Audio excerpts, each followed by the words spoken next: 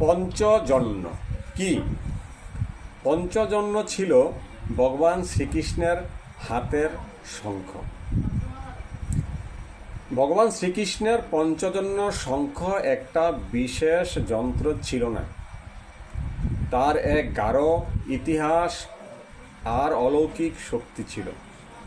চলুন আমরা ইতিহাস ও শক্তির কথা শুনি।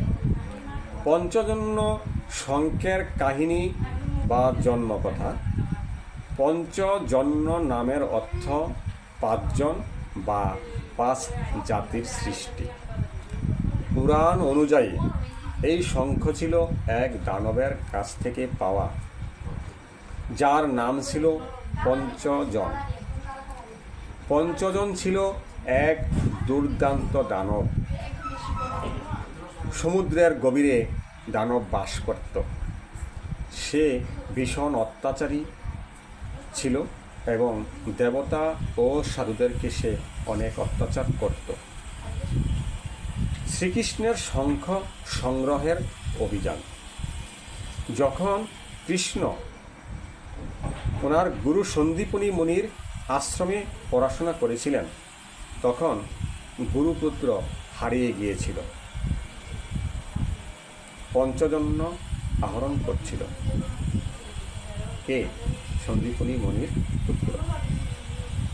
কৃষ্ণ গুরু দক্ষিণা দিতে প্রতিজ্ঞা করেন, আমি আপনার পুত্রকে ফিরিয়ে দেব।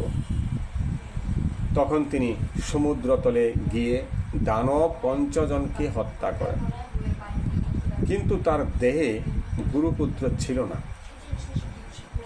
তিনি পরে যমলোকে গিয়ে গুরুপুত্রকে ফিরিয়ে আনেন। পঞ্চজনের দেহের ভেতর থেকে কৃষ্ণ উদ্ধার করেন এই মহাশঙ্খ পঞ্চজন্য।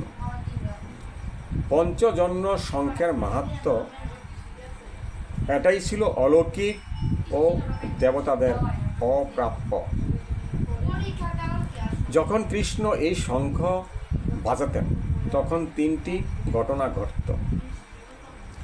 শত্রুর মনে তীব্র ভয় সৃষ্টি হতো, মিত্রদের মনে সাহস জাগত, সমগ্র আকাশমণ্ডল প্রতিধ্বনি হতো।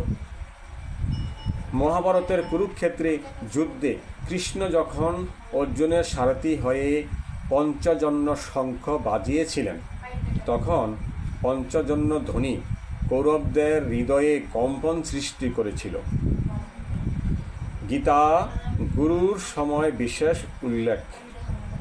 গীতা শুরুর সময় বিশেষ উল্লেখ, পঞ্চজন্যং ঋষিকেশ দেবদত্তং ধনঞ্জয়।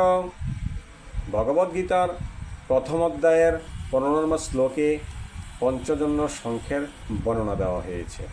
মানে ঋষিকেশ কৃষ্ণ পঞ্চজন্য শঙ্খ বাজিয়েছিলেন আর অর্জুন দেবদত্ত শঙ্খ বাজিয়েছিলেন। এই শঙ্খধ্বনির মাধ্যমে মহাযুদ্ধের সূচনা হয়েছিল। আমরা সারাংশে পাই, পঞ্চজন্য কৃষ্ণের ঐশ্বরিক শক্তির চিহ্ন।